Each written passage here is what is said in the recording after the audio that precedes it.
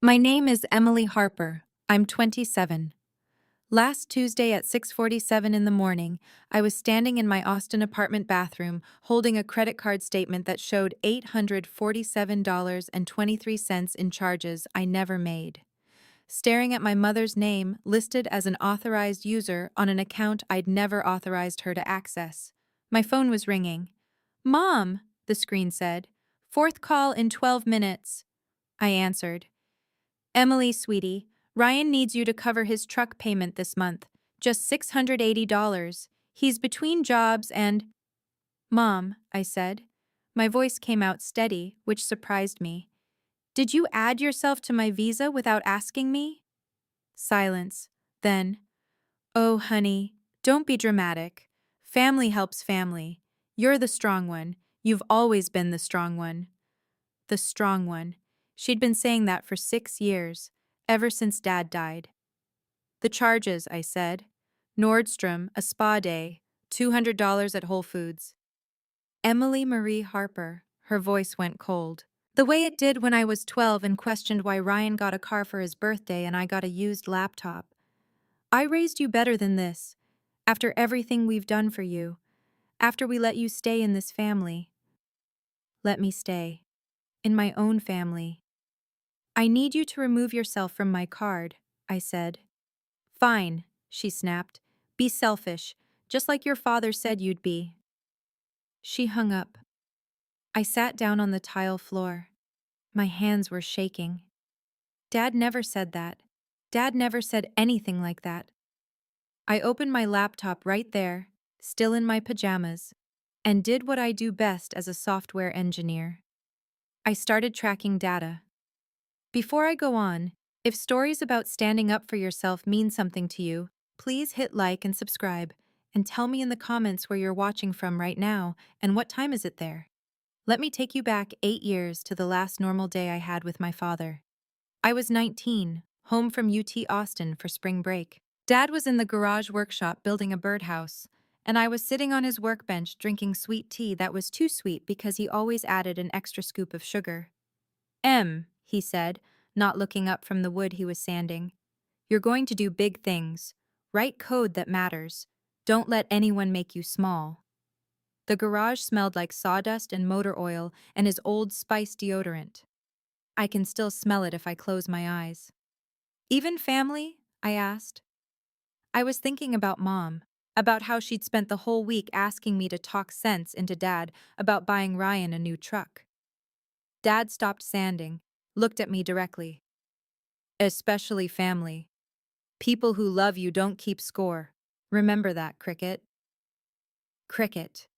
He'd called me that since I was 4 because I asked too many questions. 3 weeks later, he had a heart attack while mowing the lawn, dead at 53. The birdhouse never got finished. At the funeral, Mom wore black Prada. I wore a Target dress. Ryan wore a suit that cost more than my entire semester's textbooks. "Your father would want us to be strong," Mom said at the reception, her hand on my shoulder, her grip tight enough to bruise. "You especially, Emily. You're the capable one." I was 19 and stupid and grieving, so I nodded. The first request came 2 months later. "Just help with Ryan's rent until he gets settled. $500 a month. Temporary." Temporary became 6 years. The spreadsheet I built that Tuesday morning started simple. 1 tab, Ryan's rent, $500 per month. Then I added the car insurance I'd been covering, $300 every month. Then the credit card minimum payments when he maxed out his cards, another $350 monthly. Then I remembered the kitchen remodel at Mom's house 2 years ago, the one where she said, "Can you help us out? Just this once?" $11,000, charged to my credit card, never paid back. The resort trip to Hilton Head last summer. Family bonding, Mom called it. I paid for Ryan, Jessica, and their 2 kids. I didn't go. Too much work. They posted 47 photos. I wasn't in any of them. $4,800. By 9:23 that morning, I had 12 pages. Rent, $100,800 over 6 years. Car insurance, $14,400. Credit card payments, $16,800. Kitchen remodel, $11,000. Resort, $4,800. Random emergencies, another $2,400. Total, $146,200, plus the $3,200 my mother had charged to my Visa in the past 4 months without asking. I sat there staring at the number. $149,400. Over 6 years. While I lived in a 650 square foot apartment with a broken dishwasher because I told myself I couldn't afford better. My phone buzzed. Group text. Harper fam. Jessica. Emily, can you watch the kids Saturday? Ryan and I have plans. Mom. Of course she will. She loves her niece and nephew. Ryan. Thanks, sis. You're the best. Not, can you, or, would you mind? Just, you will. I screenshot the conversation, added it to a new folder on my desktop. Evidence. Then I went to work. My manager, David Chen, found me at my desk at 10 p.m. that night, still coding, still building pivot tables, tracking every Venmo request, every temporary autopay I'd set up and never canceled. Harper, he said gently, go home. Almost done, I said. That's what you said at 6 o'clock. He pulled up a chair. David was 52, calm, had 3 daughters. What's going on? I didn't mean to tell him, but it came out, all of it. The money, the years, the you're the strong one. David listened, didn't interrupt. When I finished, he said, do you have documentation? 12 pages worth. Good, keep it safe. People don't like being shown who they really are. I saved everything to 3 different cloud services that night. Saturday came. I didn't watch the kids. Sunday at 11 a.m., Mom called. Where were you yesterday? I had plans. What plans? You never have plans. Something in my chest cracked. I had plans, Mom. Well, you could have told us. Jessica had to cancel her spa day. Do you know how hard it is for her to get time for self-care with 2 kids? Jessica's spa days were twice a month. I knew because I'd paid for 3 of them. I'm sorry she had to cancel, I said. Calm. Even. Sorry doesn't help, Emily. Family shows up. Your father would be so disappointed. There it was again. Dad. Weaponized. Dad's not here to be disappointed, I said. Excuse me? He's dead, Mom. He's been dead for 8 years, and I don't think he'd be disappointed in me. She hung up. Tuesday, Ryan showed up at my office. I was in a code review meeting when the front desk called. Emily, there's someone here to see you. Ryan stood in the lobby wearing a Patagonia jacket I'd helped pay for, holding a Starbucks cold brew that cost $7.50. Can we talk? He said. We went outside. The Austin heat hit like a wall. It was 97 degrees. My shirt stuck to my back immediately. Mom's upset, Ryan said. Okay. She says you're being difficult. I said I had plans on Saturday. Yeah, but... He shifted his weight. Wouldn't look at me. We count on you, Em. You know that. You're the stable one. Stable, strong, capable. All words that meant the one who pays. I can't keep covering your rent, I said. His face changed. What? Or your insurance, or your credit cards. I can't do it anymore. Jesus, Emily. He laughed, but it wasn't a real laugh. It's not like you need the money. You make good money. You don't have kids. What else are you spending it on? That's not the point. Then what is the point? His voice rose. 2 people walking into the building turned to look. Huh? You want to count every dollar? You want to be that person? My face burned. I could feel my pulse in my teeth. I've given you over $100,000 in 6 years, I said quietly. Bullshit. I have spreadsheets. He stared at me. You've been Tracking it? Like some kind of accountant? I'm a software engineer. I track data. It's what I do. That's sick, Emily. That's actually sick. Family doesn't keep score. He walked away, got in his truck, the truck I'd helped make 3 payments on when he was between jobs. I went back inside, sat in the bathroom stall for 14 minutes. Didn't cry, just sat there. David found me at my desk an hour later. You okay? My brother just called me sick for tracking how much money I've given him. How much? $146,200, not counting the unauthorized charges. David's eyebrows went up. Emily, I know. That's not family, that's exploitation. I'd never heard anyone say it out loud before. 3 days later, Mom showed up at my apartment. 7:30 p.m. I was eating leftover pad thai and reviewing pull requests. She didn't knock. She had a key. I'd given it to her for emergencies 3 years ago. She'd used it 6 times. Never for emergencies. We need to talk, she said. You can't just walk in here, Mom. It's an emergency. She sat on my couch, the one I'd bought secondhand because I told myself I couldn't afford new furniture. Ryan told me what you said.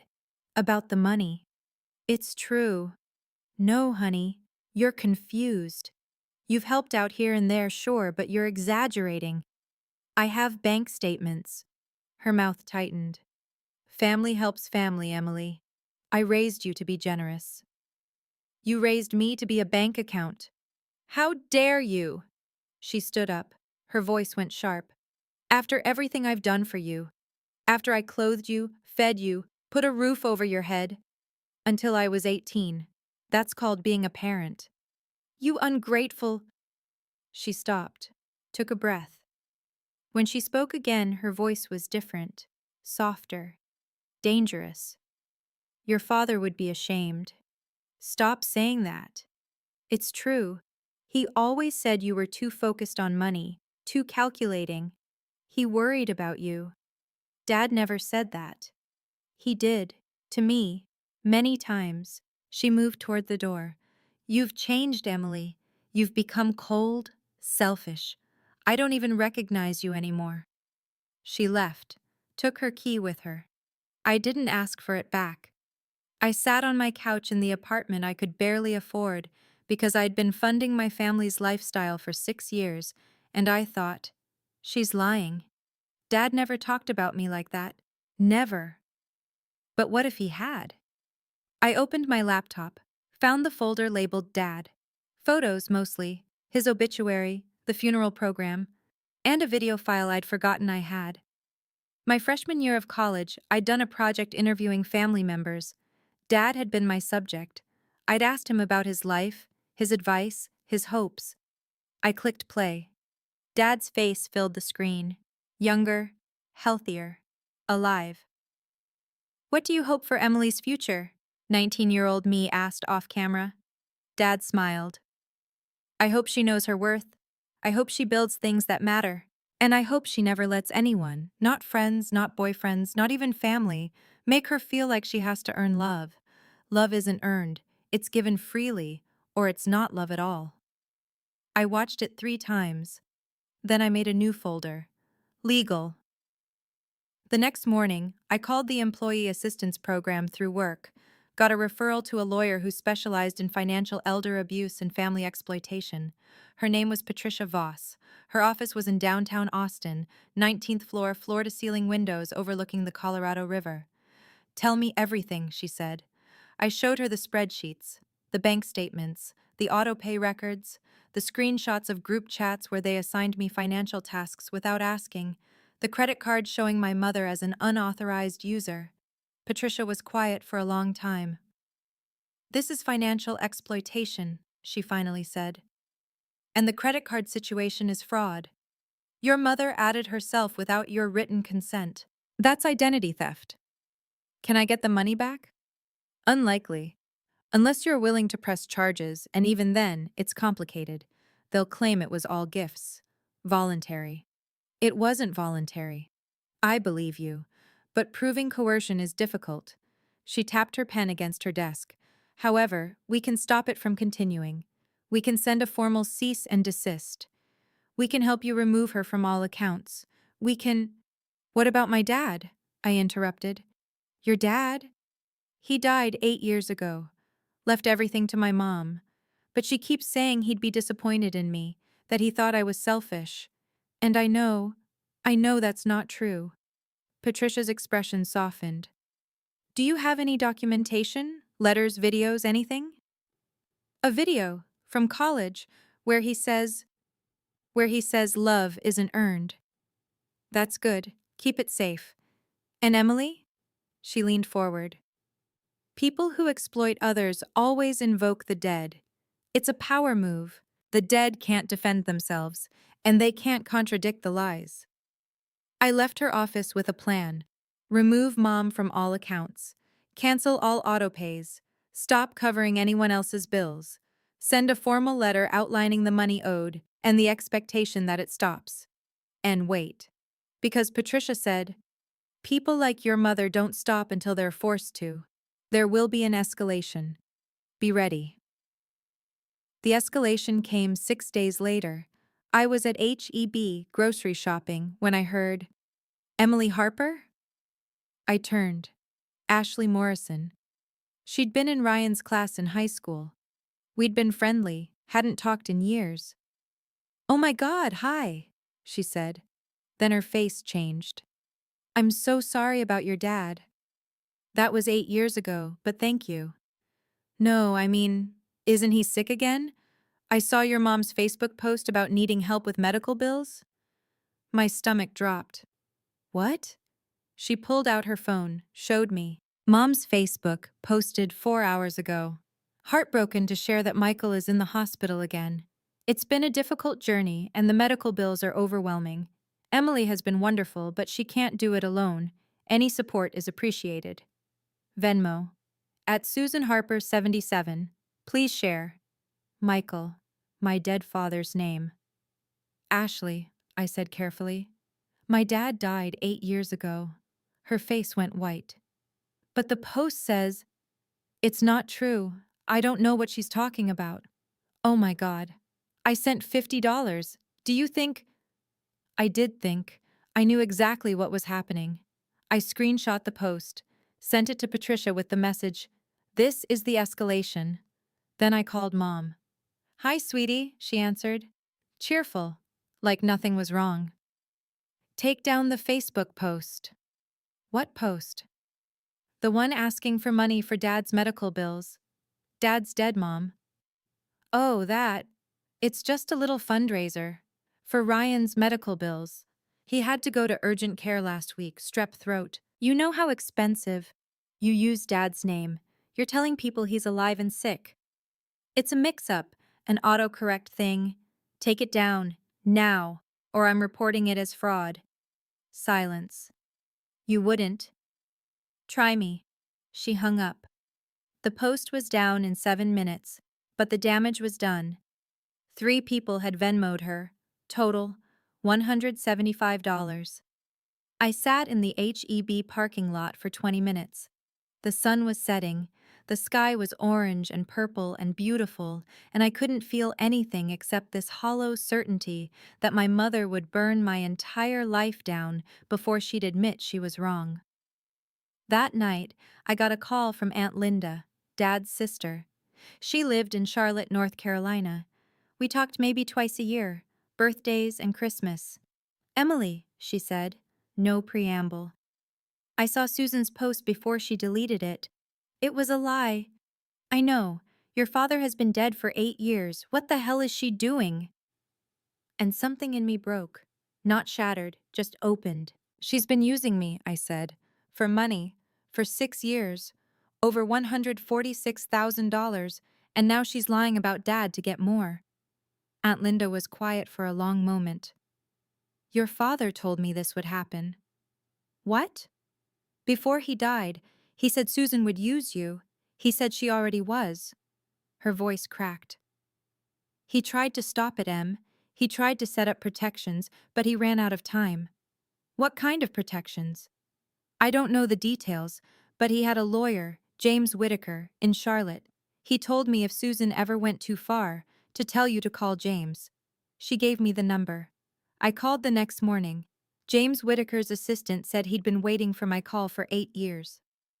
2 weeks later, I flew to Charlotte. James Whitaker's office was in a historic brick building in Dilworth. He was 70, bald, kind eyes behind wire-rimmed glasses.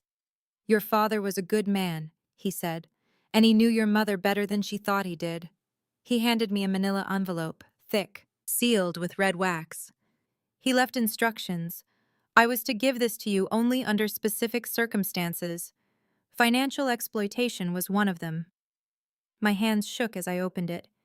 Inside, a letter, handwritten, Dad's handwriting, and underneath, bank statements, legal documents, notarized affidavits. "Take your time," James said, and left the room. I read, "Dear Cricket, if you're reading this, then I'm gone, and your mother is doing exactly what I was afraid she'd do. I'm sorry. I should have protected you better. I tried, but I didn't have enough time. I knew she would use you. She used me for 25 years. She used Ryan. She's incapable of seeing people as anything other than resources. And you, sweet girl, are the most generous resource she's ever had access to. I've been documenting everything for 3 years.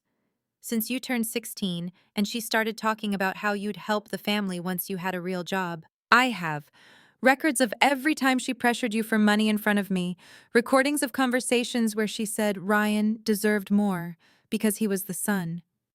Bank statements showing she drained my personal account to fund her lifestyle, a notarized statement from my cardiologist confirming she knew about my heart condition and still insisted I work overtime to pay for her kitchen renovation. Witness statements from Aunt Linda and 3 other people who heard her call you the strong one and laugh about how easy you were to manipulate. There's also $30,000 in a separate account. It's yours, not hers, not Ryan's, yours. James has the account information. It won't replace what she'll take from you. But it's something. Do you remember what I told you in the garage?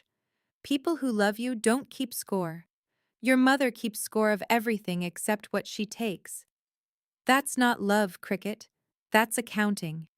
You are not the strong one. You are the kind one. Don't let her turn your kindness into a weakness. I love you. I'm proud of you. And I'm sorry I'm not there to tell her to leave you alone. All my love, Dad. P.S. The birdhouse is in the garage. Finish it if you want. Or don't. You don't owe me anything either.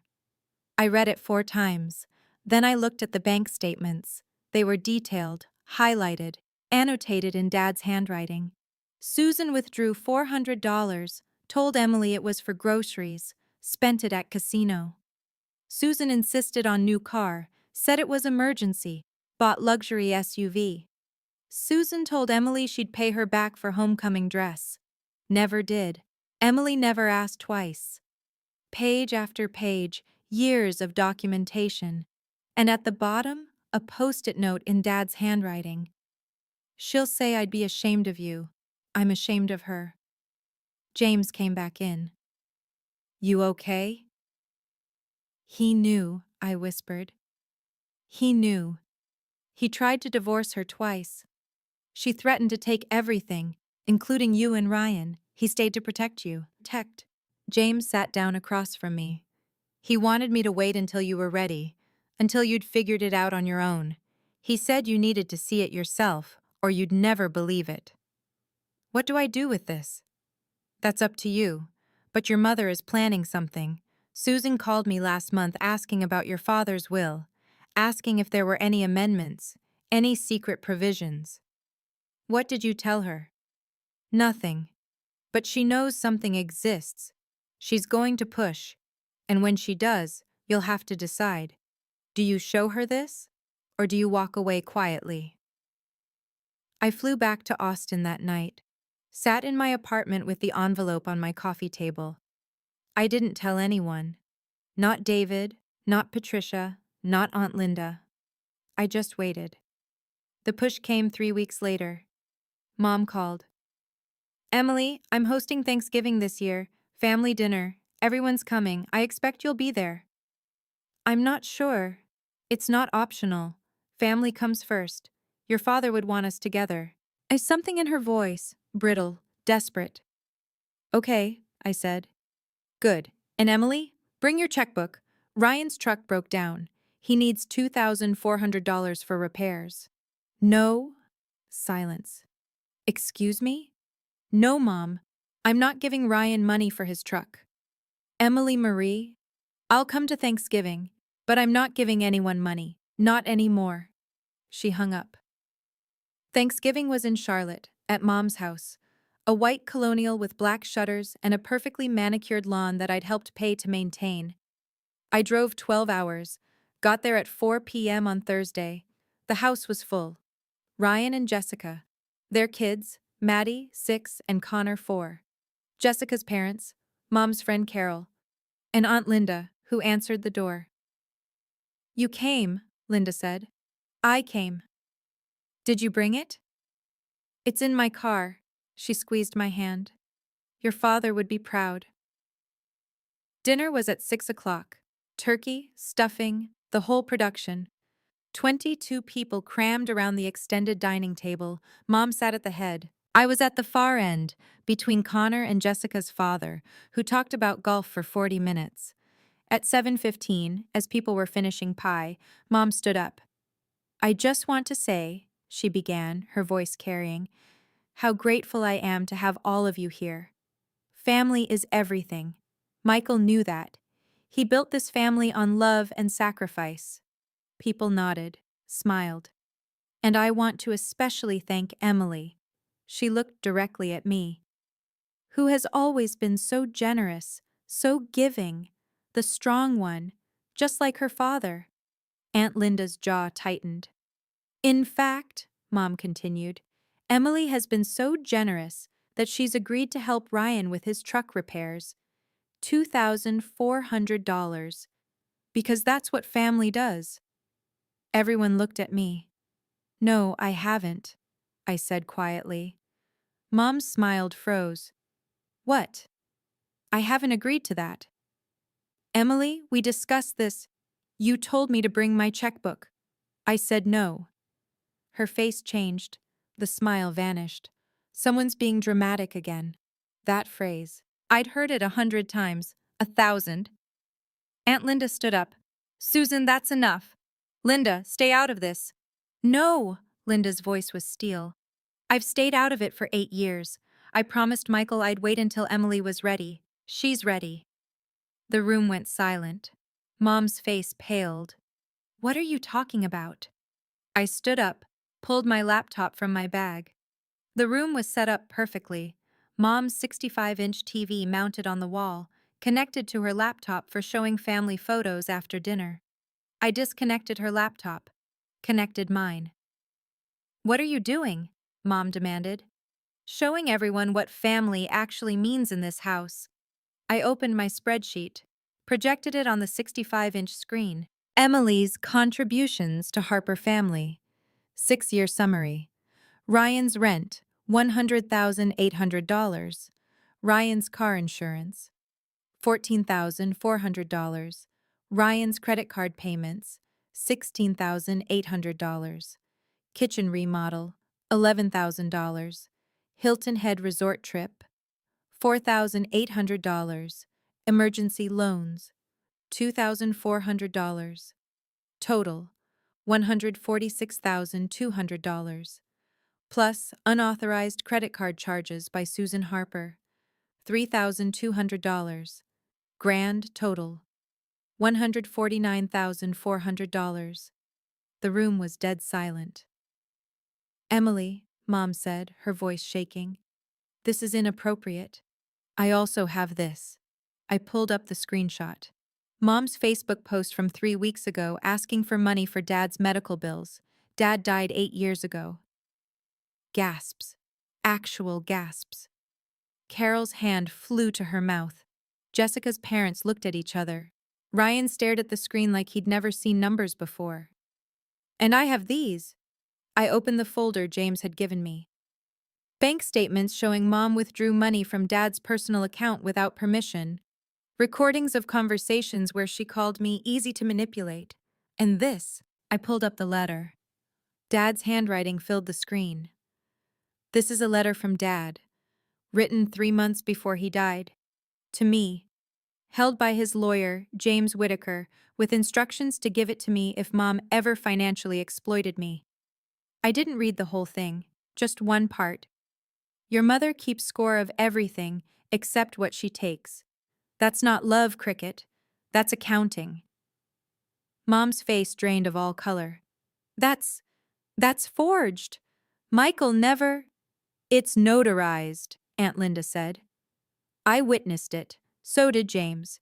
So did Michael's cardiologist, who also signed a statement confirming that Susan knew about Michael's heart condition and still pressured him to work overtime to pay for her renovations. Ryan found his voice. This is insane. You're making it sound like I've been funding your entire life for 6 years? I have been. I looked at him directly. Your rent, your insurance, your credit cards, your truck payments, all of it, while I lived in a 650 square foot apartment and told myself I couldn't afford better. Jessica spoke up, her voice small. We didn't know. Yes, you did, I said. Not angry, just factual. Every time Mom said Emily will handle it in the group chat, you knew. Every time you asked me to babysit so you could go to the resort I paid for, you knew. You just didn't care. Mom slammed her hand on the table. How dare you come into my home and humiliate me? Your home that I helped maintain, I said. Your kitchen that I remodeled. Your lifestyle that I funded. You offered. You wanted to help. Did I? I clicked to another screenshot. The group chat. Here's a message from you, Mom. Emily will cover Ryan's rent. She already agreed. I never agreed. You never asked. You just told me I would, and I did, because you raised me to believe that saying no made me a bad daughter. Aunt Linda walked over, stood beside me. Susan, stop. It's over. Emily has documentation. She has witnesses. She has Michael's letter. The only thing you can do now is admit what you've done. Mom looked around the table, at the faces staring at her, at Ryan, whose face had gone red, at the spreadsheet on the screen showing $149,400. You're ungrateful, she said finally, her voice venomous. After everything I did for you, fed you, clothed you, raised you, until I was 18, that's called being a parent, not a creditor. Michael would be ashamed. Read the letter, Mom. I pointed to the screen. Dad was ashamed. Of you. Something broke in her then. She started crying. I needed help. After Michael died, I needed help. Ryan needed help. I'm a widow. I'm alone. You're the strong one, Emily. You were supposed to take care of us. I did take care of you. For 6 years. I gave you $149,400. I gave you my 20s. I gave you my financial stability. And you never once said thank you. You never once asked if I was okay. You just took. What do you want? She whispered. You want me to pay you back? I don't have that kind of money. I know you don't. Because you spent it. I closed my laptop. I'm not here for money, Mom. I'm here to tell you it stops. Today. Right now. I've removed you from all my accounts. I've canceled all auto pays. I've sent a legal cease and desist letter. If you use my name, my credit, or my identity in any way without written permission, I'll press charges for fraud. Emily, please.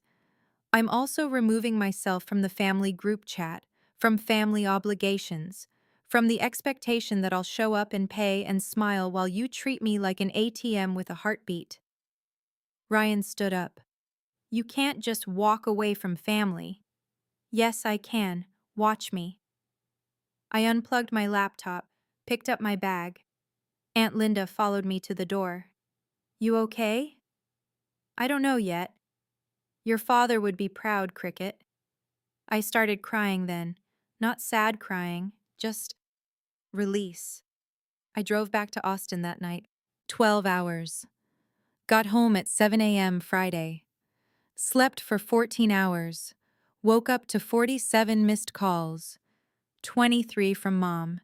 18 from Ryan, 6 from Jessica. I deleted the family group chat, blocked Mom's number, blocked Ryan's, kept Linda's. Over the next 3 weeks, I heard through Linda what happened. Mom told everyone I'd lied, that the spreadsheet was fabricated, that Dad's letter was forged. But Carol had been there. Jessica's parents had been there. They'd seen the numbers. They'd seen the letter in Dad's handwriting. Carol stopped talking to Mom. Jessica's parents asked Ryan why he'd never mentioned that I was paying his rent. Ryan and Jessica moved to a smaller apartment, one they could actually afford. Mom tried to get James Whitaker to admit he'd conspired with me. He sent her a cease and desist letter of her own. She showed up at my apartment once. I called the police. She left before they arrived. Never came back. 6 months later, I moved. Not because I had to, because I wanted to. A 2-bedroom apartment in South Austin. Hardwood floors, a dishwasher that worked, a balcony overlooking Zilker Park. I furnished it slowly. Actual furniture, not secondhand, not good enough for now. I bought a desk, a real one. Set up my coding station with 2 monitors and a plant that Dad would have liked. A fern. He loved ferns. And I finished the birdhouse. Aunt Linda had shipped it to me. The pieces Dad had cut but never assembled. I followed his pencil marks, his measurements. It wasn't perfect, but it was done. I hung it on my balcony. 2 weeks later, a Carolina wren moved in. I named her Cricket. Every morning, I have coffee on that balcony. Watch the sun rise over the park. Listen to Cricket sing. I don't think about the money anymore. It's gone. I've made peace with that. What I think about is this. For 6 years, I believed that being strong meant carrying everyone else's weight. That being kind meant saying yes. That being family meant never asking, "What about me?" I was wrong. Being strong means knowing when to put the weight down. Being kind means being kind to yourself first. And being family means showing up for people who show up for you. The people who love you don't keep score. But they also don't make you the only one paying. Linda comes to visit next month. We're going to plant a garden on my balcony. Tomatoes, basil, maybe some jasmine. Not because I owe her, because I want to, because that's what family actually means. If you've ever had to choose between keeping the peace and keeping yourself, type, "I chose myself" in the comments. Or if you're still trying to figure out how to make that choice, type, "I'm still learning." Both are brave. Both are valid. If this story meant something to you, check the description for more stories just like this one. Thank you for being here. Thank you for listening.